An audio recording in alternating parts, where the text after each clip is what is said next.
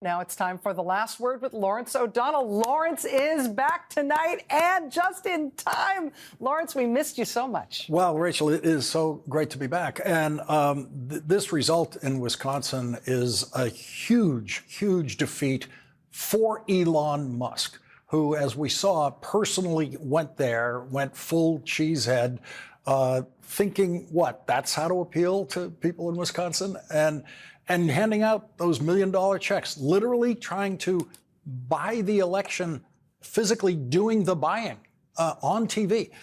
So this is just a huge setback for Elon Musk and therefore for Donald Trump. When I first saw the news at the end of last week that Musk was going to not just put his money into this race, but that he was going to physically go to Wisconsin, do a campaign event, do this stunt where he pays voters and do this whole thing again, I thought, that is great news for the Democrats. Because there are few people in American public life who are as underwater in terms of the way the American public views them as Elon Musk is. But seeing the way that Mr. Musk behaved in Wisconsin, seeing the way that MAGA media portrayed this as something that was actually going to help that candidate there, I started to wonder, maybe I'm looking at the wrong polls. Maybe they're seeing something else that I'm not seeing. Maybe Elon Musk is going to help this guy. But this is to have this margin within less than an hour to have this call within less than an hour of polls closing with the kind of margin it looks like it's going to end up there in Wisconsin. This is just a kick in the proverbial teeth. To the White House and to Mr. Musk. I had certainly been told not to expect a call before 11 p.m. And therefore write as much TV show as you want because, you're not going to have the breaking news moment. And it turns out I didn't. You did. And that's important, too, how quickly this was called, which is to say how decisive this win has to be at this point. That's exactly right. And this is going to, they just pulled Elise Stefanik's nomination to be UN ambassador because they were worried about their ability to hold on to her seat, which she just won by 24 points.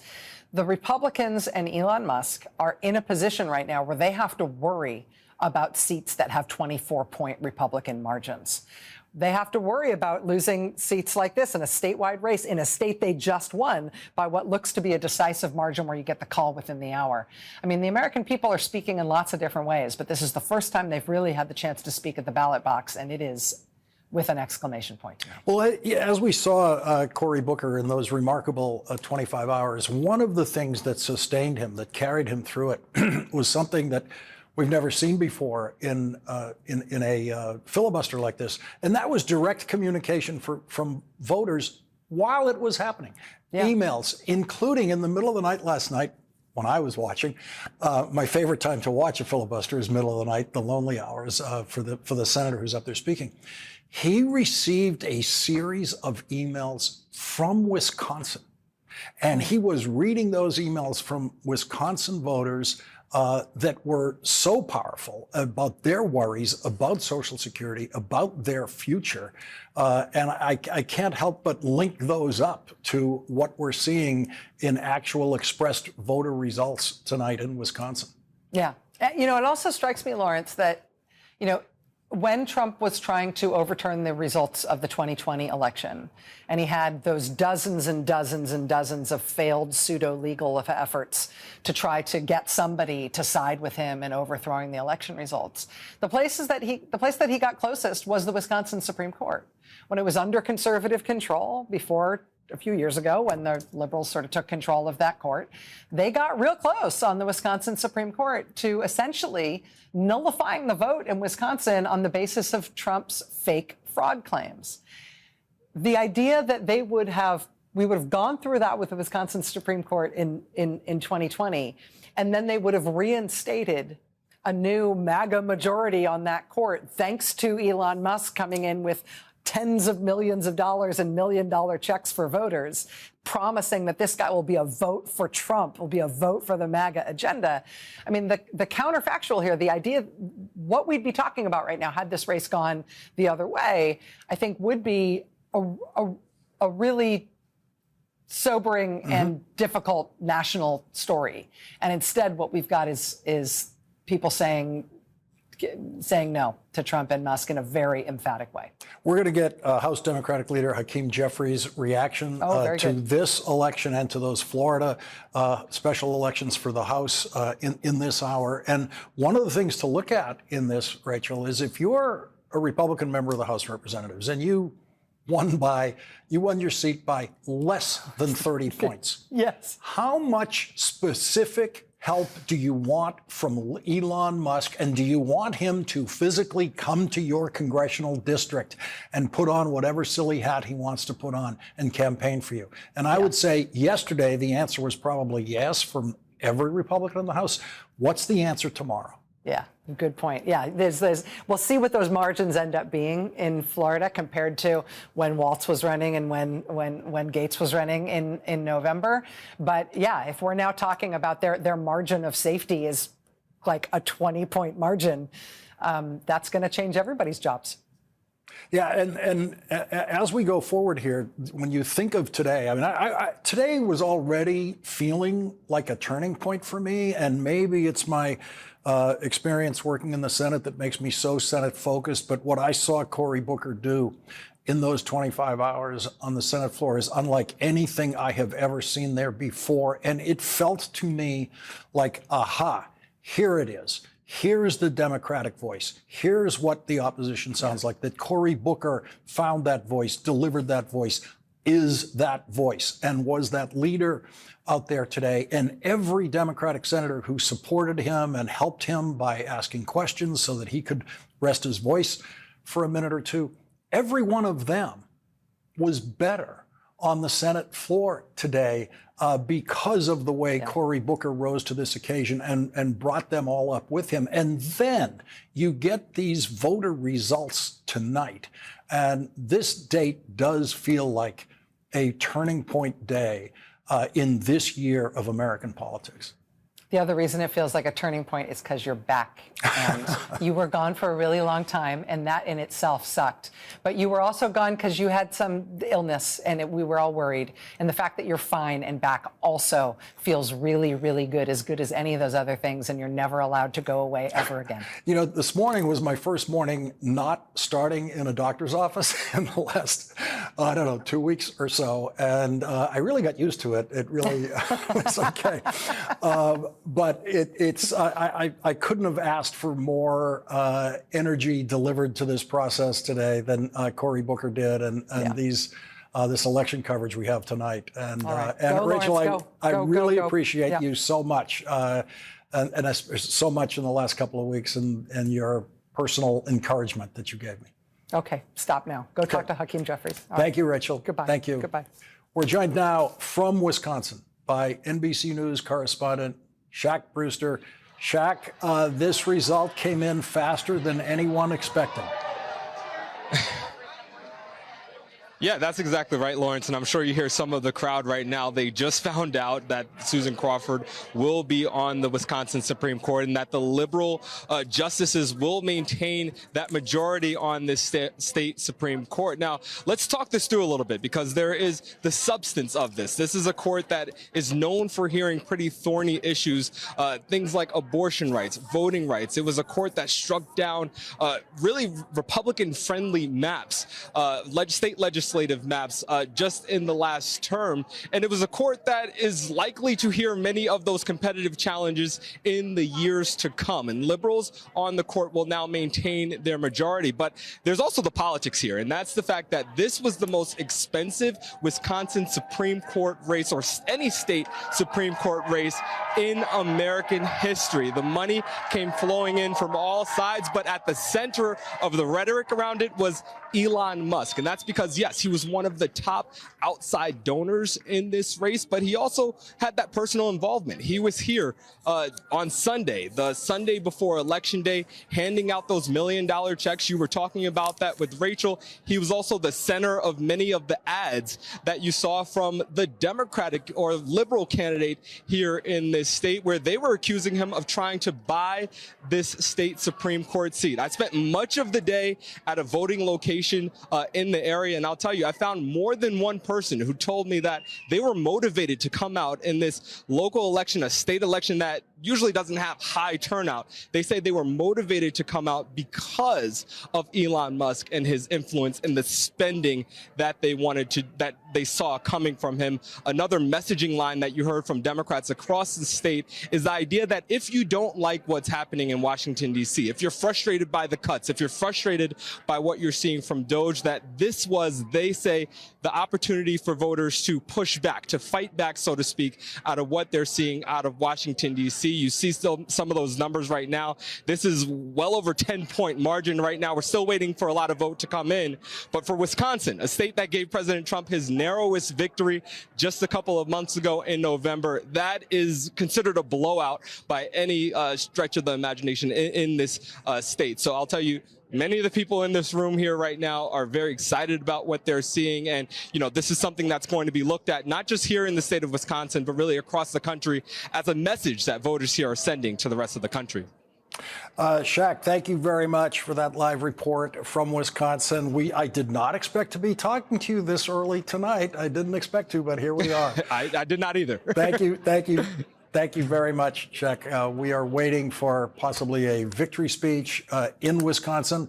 Susan Crawford has won that important judicial election there. We'll be taking a quick commercial break here. We'll be right back. We're back with our breaking news coverage of elections, two special elections for the House Representatives in Florida tonight, and also that all-important judicial election in the state of Wisconsin, which the Democrat-supported candidate Susan Crawford has won decisively with a surprisingly early call tonight in that election. But to Florida, the 1st congressional district in Florida was once represented by our own Joe Scarborough. Joe Scarborough just texted me information about this election tonight in Florida in the 1st congressional district, which the Republicans have won. And the issue there was always the margin. What was it going to be? As Joe points out, that the Democrat tonight, the Democratic candidate tonight in that Florida congressional district, won one of the counties, one of the 3 counties in that district. That has not happened in many, many years. Joe Scarborough said that he won that county himself by 30 points back in the 1990s. Former Congressman Matt Gaetz won that county by 20 points. And tonight, the Democrat won that county. That's how much of an impact the Democratic candidate had in this really very red Republican district in Florida. This is northeastern Florida. It borders on Alabama. This is a district that Democrats have never been able to get traction in before. They have gotten some serious advances there tonight. And thanks to Joe Scarborough for texting me that insight about it. We'll get Hakeem Jeffries' reaction to that now. Joining us now is House Democratic leader Hakeem Jeffries. Thank you very much for joining us tonight. There is so much to talk about. Let's begin, as we wait for a victory speech in Wisconsin, with your reaction to what you're seeing in those special elections in Florida for 2 House seats. Well, good evening, Lawrence. Great to be with you. It was an incredible overperformance by the 2 Democratic candidates in 2 ruby red districts. Florida 1, which Donald Trump won by 37 points, and Florida 6, where Josh Weil ran a great campaign in a district that Donald Trump had just won by 30 points. And what we're seeing, of course, is something that we've seen all across the country since the early special elections that began in late January.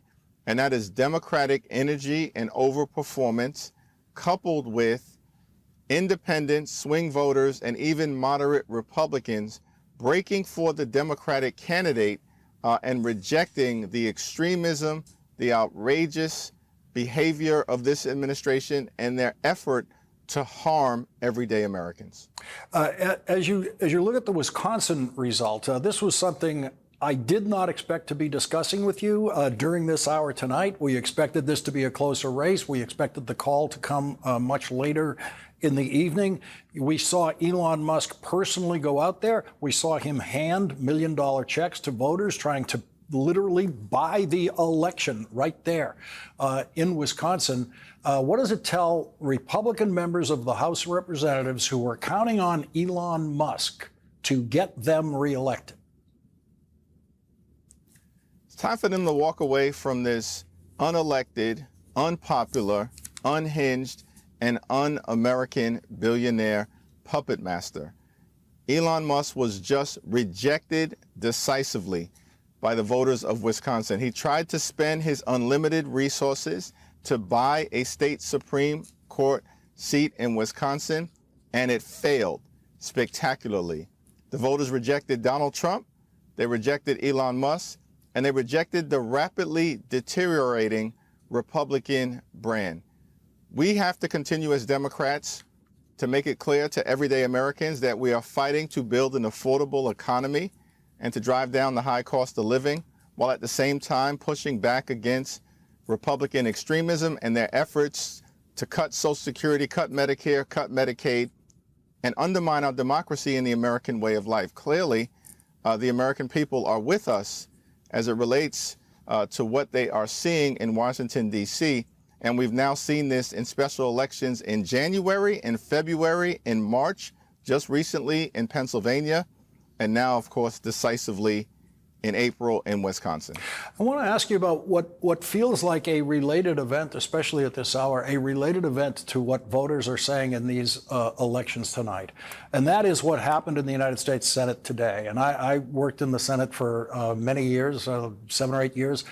And I can say that the Democratic leader of the House of Representatives never once set foot in the Senate chamber when I was there. All House members, of course, as we know, have floor privileges in the Senate. They can come in whenever they want to. It was extremely rare to see a House member there. You were there today. Why did you decide to go there today? And what did it feel like to witness what turned out to be the history that Senator Cory Booker made in the Senate chamber today? It was a very powerful experience. I had the opportunity to visit the Senate chamber twice. Initially, earlier in the day, just to express my support and solidarity for Cory, who I've known a long time. We got started in politics around the same period of time, him in Newark, New Jersey, and myself across the river in Brooklyn, New York. We were in law school around the same time, and I've long admired him. But today was really Senator Cory Booker taking it to the next level on behalf of the American people, and indeed, I would argue, Lawrence, the free world. And so it was powerful to be on the Senate floor with him earlier today. But then when it became clear that he had a chance to break Strom Thurmond's record, I decided to change my schedule so I could be back on the Senate floor to witness that history. Because here you have this incredible juxtaposition of Strom Thurmond having previously delivered the longest speech in Senate history in defense of Jim Crow and racial oppression, and Cory Booker, an African-American man, defending democracy and the American way of life in the face of Trump's extremism. Breaking that record was just powerful to witness. And, you know, Senator Booker's speech was strong, it was substantive, but perhaps what was most touching about it was that it was soulful, it was authentic, it came from his heart. Of course, the brilliance of his mind, but it came from his heart. Yeah, it was the most fully authentic Cory Booker that I've ever seen. And I think there's something about that 25 hours that wears a person down. And he was standing out there with no defenses that you might bring to other sort of public speaking events. And it was really an astonishing thing to watch. One of the things he was concentrating on, and one of the things that he was getting in all of the emails that were being sent to him from around the country, was fear of what Elon Musk and Donald Trump are going to do to Social Security. And that is a fear that is as powerful as a voter could have in terms of an attachment to an important public program, the most popular public program in American governing history. I got to think, even when you get to judicial elections in Wisconsin, if people are afraid of what's going to happen to Social Security, they're not going to be voting for the side that's trying to knock it down. That's absolutely correct. And this is an area where there's a clear distinction between what Democrats are all about and Republicans. We want to protect and strengthen Social Security. It's an earned benefit. The American people have paid into Social Security throughout their entire working life. And the nerve of these Republicans, led by Donald Trump and Elon Musk, who want to take a chainsaw to Social Security, the most important anti-poverty program for older Americans ever invented, which also happens to be this earned benefit. And why do they want to decimate Social Security? Because they want to actually give massive tax cuts to their billionaire donors, people like Elon Musk. And so I thought what Senator Booker did today was incredibly powerful in speaking to this issue. And as you know, Lawrence, in the House, we had a Democratic-led hearing on Social Security, the threats that it is under, and our commitment as Democrats to protect it.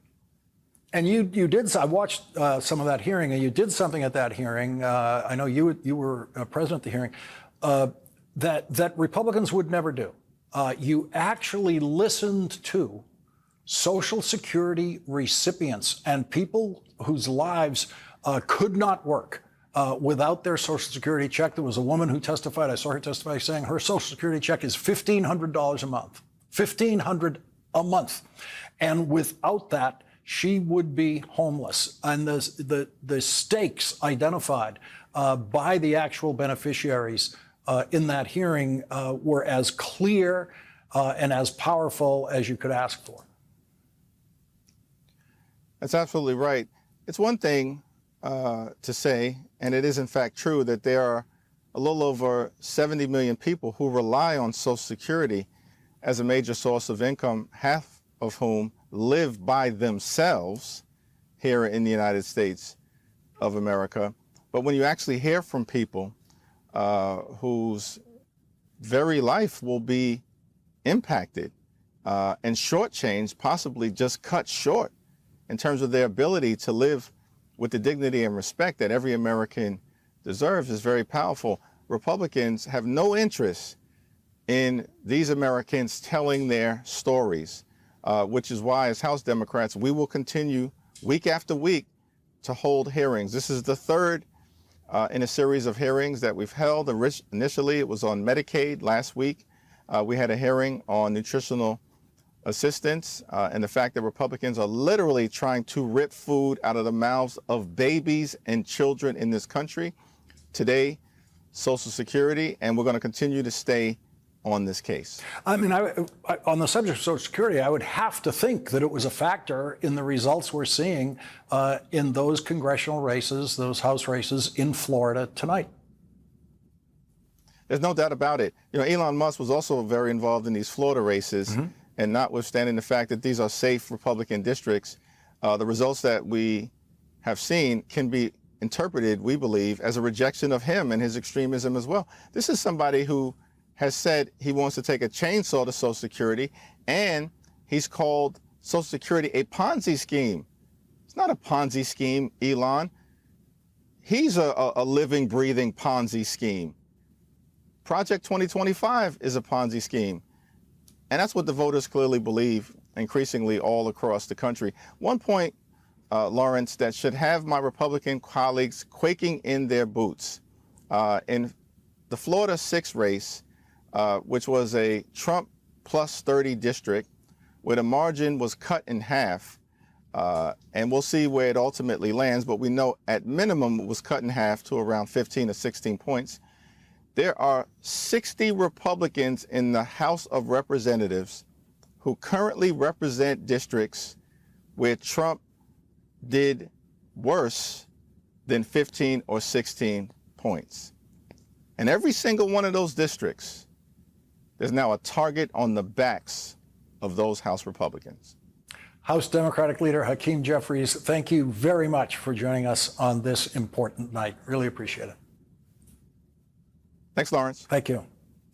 We are expecting a victory speech in Wisconsin by Susan Crawford, the winner of tonight's important judicial election there. She is the Democratic-backed candidate in Wisconsin. A huge defeat for Elon Musk personally in Wisconsin tonight. Wisconsin voters told him they don't need his advice about how to run their state. We'll be right back.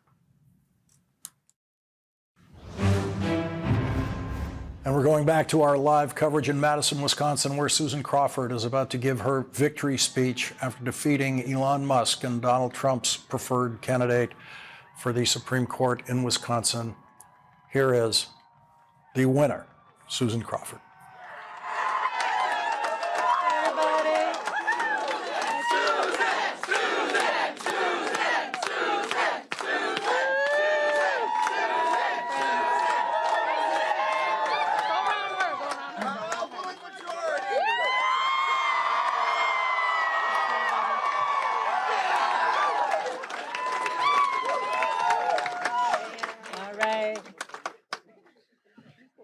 Thank you.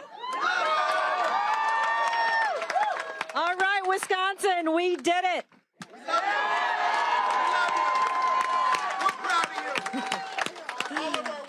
Oh, yeah. You know, just moments ago, I received a phone call from Judge Brad Schimmel conceding the race.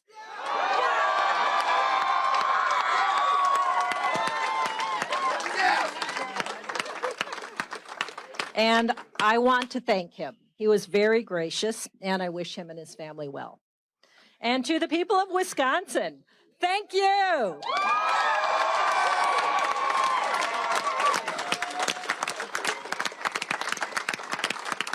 Thank you for trusting me to serve you on the Wisconsin Supreme Court.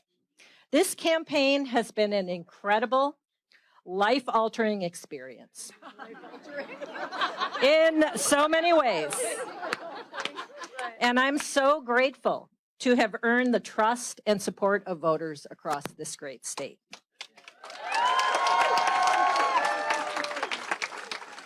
And I'm here tonight because I've spent my life fighting to do what's right. That's why I got into this race, to protect the fundamental rights and freedoms of all Wisconsinites. Yes.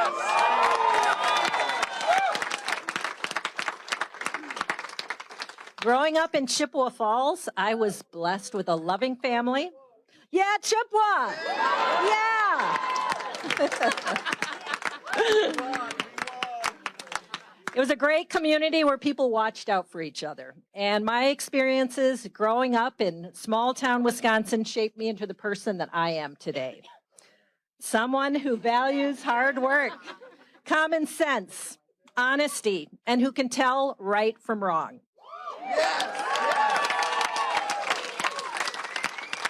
Someone who watches out for people. But I've got to tell you, as a little girl growing up in Chippewa Falls, I never could have imagined that I'd be taking on the richest man in the world.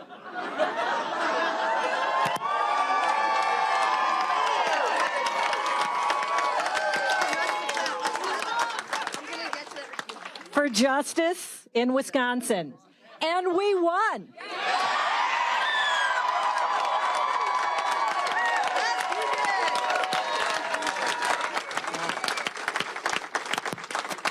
I've spent my whole career fighting for Wisconsin as a prosecutor, a lawyer, a judge, and now a soon-to-be justice on the Wisconsin Supreme Court.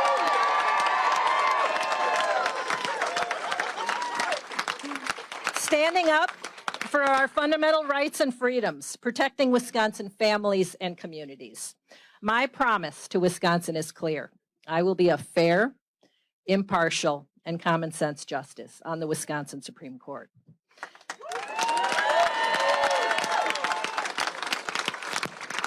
And I want to thank everyone across the state who helped to get us to this point. I'm here because of you. To every volunteer who made this happen, for every phone call, every door knocked, every text sent, every postcard written and mailed.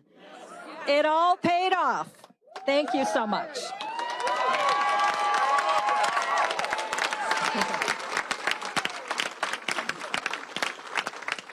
To all of my friends and colleagues, thank you for your unwavering support, friendship, and words of encouragement. To my campaign staff, led by the incredible Cassie Finelli. There she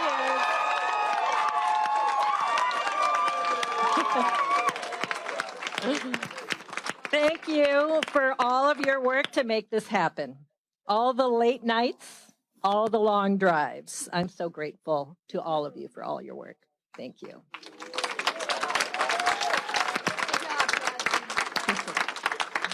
She's the best. They're all the best. To all of our partners and everyone who worked so tirelessly to get us to this point, thank you. And to my friends, justices, Ann Walsh Bradley,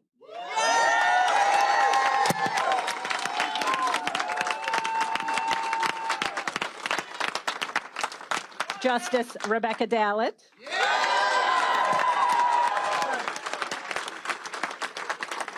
Justice Jill Karofsky,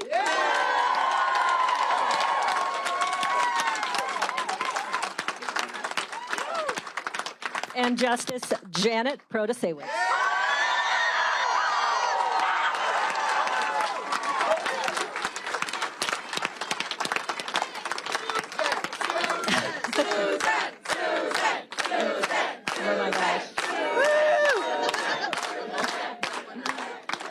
You know, I am so humbled to have had all of your unwavering support and encouragement since day one in this race. And to Ann, although no one can truly fill your shoes, I am incredibly honored to succeed you on the Wisconsin Supreme Court.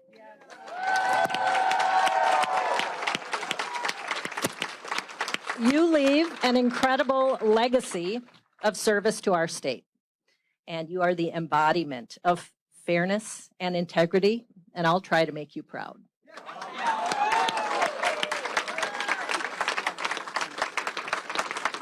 It's true. And to my family who stand with me here today.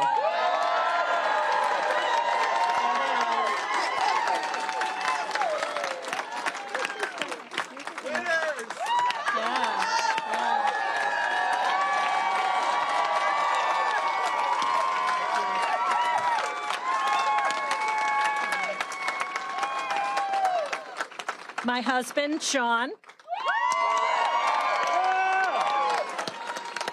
My kids, Fred and Maisie. My brothers, Eric and Philip, who are here somewhere. There they are. My nephew, Evan.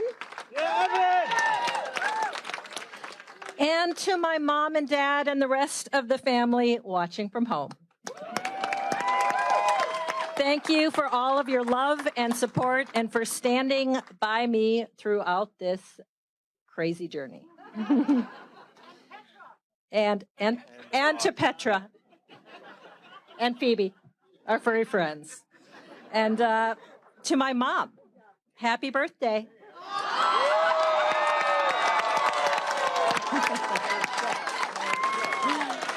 I know how glad you are to see the TV ads end. So today, Wisconsinites fended off an unprecedented attack on our democracy. That's right. Our fair elections and our Supreme Court. And Wisconsins stood up and said loudly that justice does not have a price. Our courts are not for sale.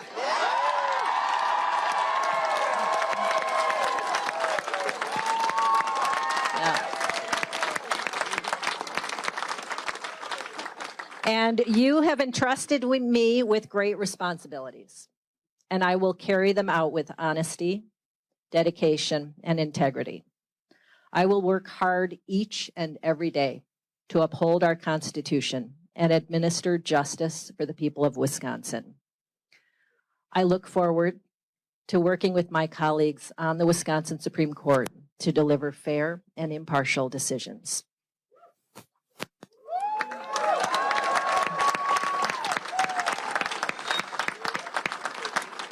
And while we celebrate tonight, I want to share some words of the great Honorable Thurgood Marshall, which I find fit the unprecedented moment we are living in. Democracy just cannot flourish amid fear. Liberty cannot bloom amid hate. Justice cannot take root amid rage. America must get to work. In the chill climate in which we live, we must go against the prevailing wind. We must dissent from the indifference. We must dissent from the apathy. We must dissent from the fear, the hatred, and the mistrust. We must dissent because America can do better, because America has no choice but to do better.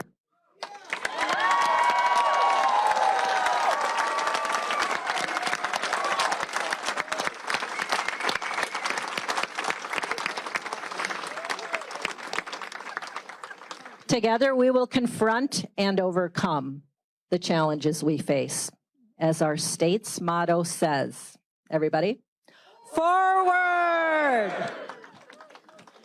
Thank you from the bottom of my heart, Wisconsin. I am forever grateful. Thank you.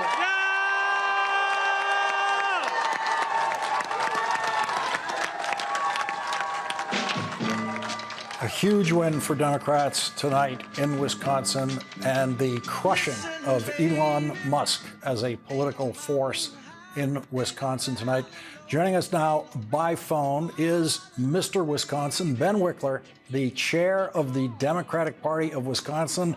Ben, I believe you're in the room there where it's really happening right now. It might be kind of noisy to hear you, but is the new strategy for Democrats in Wisconsin to invite Elon Musk to come in the final days of every election to try to help the Democrat win? Elon Musk and Donald Trump decided to make this race a referendum on themselves. Susan Crawford ran a spectacular campaign. Brett Schimmel had more ads, more money, more people knocking on doors than any Republican-backed candidate has ever had. And the people in our state, the most purple state in the country, just rejected Trump and rejected Elon Musk and lifted up Susan Crawford at a message about decency and fairness and integrity by an overwhelming margin, a staggering margin that sends a message to the entire country that if any Democrat is thinking about challenging a Republican, this is the time to run, and any Republican who wants to hold on to their jobs needs to get as far from Elon Musk and Donald Trump as possible. Ben, do you believe that voters were activated by issues that are technically unrelated to Supreme Court issues in Wisconsin? I mean, things like Social Security. I just learned that Susan Crawford, for example, is from Chippewa Falls. Last night, Senator Cory Booker, in the middle of the night, was reading emails from voters from Chippewa Falls, Wisconsin, who were worried about their Social Security. And I've got to assume that that's the kind of voter who went out today and voted for Susan Crawford. Voters are furious. Some voters who voted for Trump, some people who stayed home, just about everyone who voted for Harris in 2024. But voters are furious at what Elon Musk is doing with Trump and the congressional Republicans' blessing to this country, to Social Security, to the Veterans Administration, to healthcare, to destroying the CDC. It is infuriating and enraging, and voters will have their say at the ballot box. The writing is now on the wall. The Republican congressional majority is going to crumble if they keep doing what they're doing and they don't get as far from Elon Musk as fast as possible. The reality is every Republican who doesn't lift their voice against this is now complicit, and it's crystal clear. And, you know, Elon Musk, he absolutely, by coming to Wisconsin, making himself the face of this, he made this a central issue in this race. But also Susan Crawford stood her ground at every step, and that is something for Democrats to learn about as well. She was full of integrity and focus and comported herself in a completely clear way where people trusted her values. And I think what you can see in her victory right now is that voters are looking for hope, and they're looking for a way to fight back. And what happened in Wisconsin can happen all over this country over these next 2 years, these next 4 years. This moment when people feel like there's despair and destruction happening, there is a light shining from Wisconsin that can shine all across this country. The fight back has begun.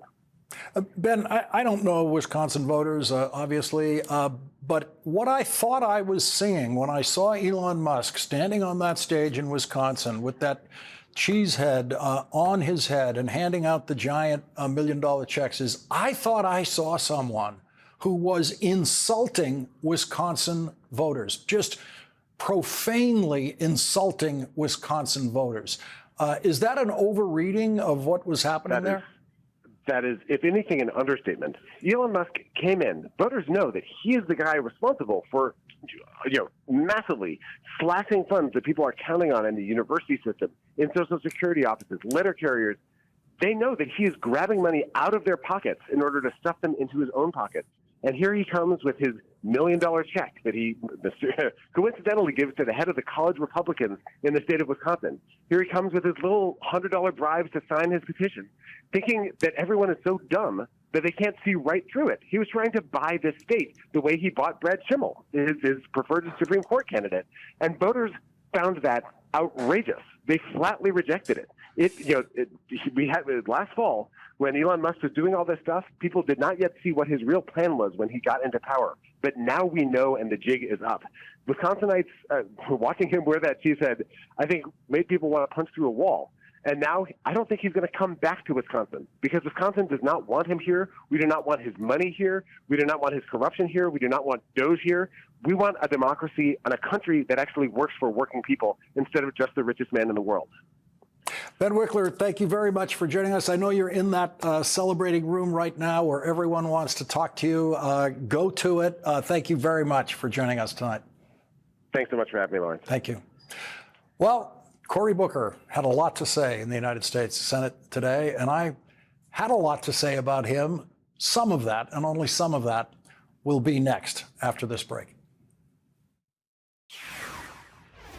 He has the same initials as his father, Kerry Alfred Booker, who grew up in Hendersonville, North Carolina, and managed to go to North Carolina College and cover his tuition of $600 a year by shining shoes and other jobs. When Cory Anthony Booker was on his way to winning a Senate seat in 2013, he lost his father, who died at age 76 in the final weeks of his son's Senate campaign. Cory Booker's father had the joy of watching his son win football games in high school and college and win elections in Newark, but he didn't live long enough to see his son reach the United States Senate.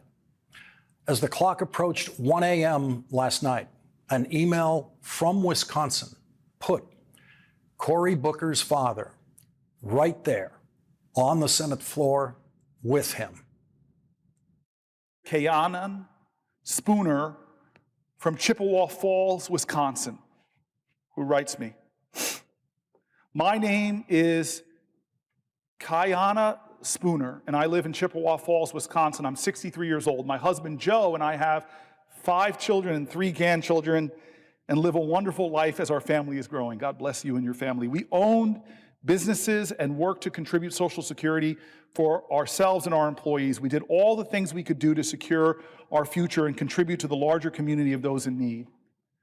We felt that we're living the American dream until one day in 2012, I know this personally with my dad. I feel for you, Ms. Spooner. So one day in 2012, I was diagnosed with Parkinson's disease. Parkinson's is a degenerate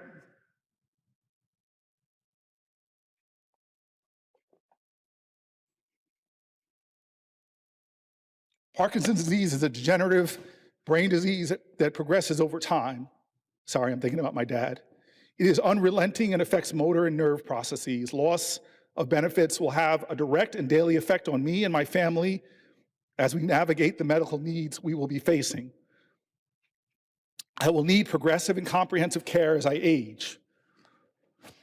I will need medication every single day of my life. And I will need the security of a generous society to care for me. Millions of others join me there.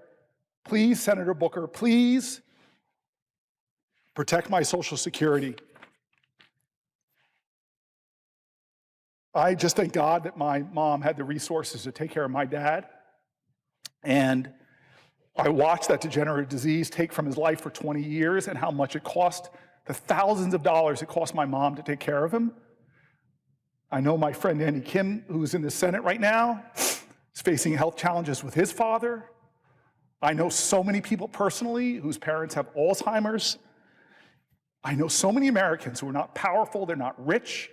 I know so many Americans who live in fear every day that one little thing will happen to them that will destabilize their financial well-being. And now those millions of Americans, because of a president and a man named Musk, are driving fear into them, are whacking away the people that answer phones, are firing the people in an agency that already was struggling with wait times, that already was struggling with slow response times. These people who are hanging on by a thread in their lives are facing the people they love the most, who are struggling with the diseases that so many of us in this body have been affected by. They are now worried. They're writing me letters with words like fear and terror. They're talking about staying up at night and not being able to sleep because they don't have a president that comforts them. They have a president that talks down to them, that lies about the services that they rely on. What is this? It is not normal. It is not normal. This is America. How can the most powerful people in our land not comfort others, not tell them they have nothing to fear but fear itself, not tell them to have malice towards none but have charity towards all? What kind of man is in our White House that makes fun of the disabled, who lies so much that the fact checkers lose count, that minimizes the pain and the suffering? Where you have cabinet secretaries that are billionaires themselves that say, if my mom misses a Social Security check, but if somebody else complains about it, they're probably a fraudster. These people are not fraudsters. They're hurting. They're afraid. They're worried. For God's sake, this is America. Every one of our founders' documents is riddled with words that speak of our commitment to each other. Yeah, they were imperfect geniuses, but they were people that aspired to virtue. They read the greatest philosophers of their times. They said, what does it mean to be good to one another? What does it mean to create a society that is not run by despots and dictators who are so disconnected, who talk down, let them eat cake? They dreamed of a different country than this, folks. They dreamed of a different country than this. They dreamed of a country that stood for not just get all I can for me, the biggest tax cuts possible to the wealthiest people. They dreamed of a nation where any child born in any circumstance from any place could grow up and have their American dream.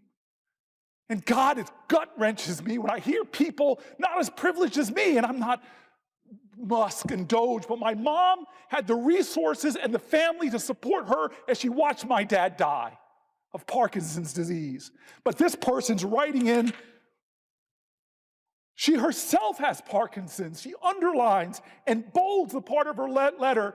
She says, and I'll read it again because, Spooner, I want you from Chippewa Falls, Wisconsin, to know you are seen, to know you are heard, that know that maybe the president will talk down and cut and malign your only paycheck, your only hope, but I won't.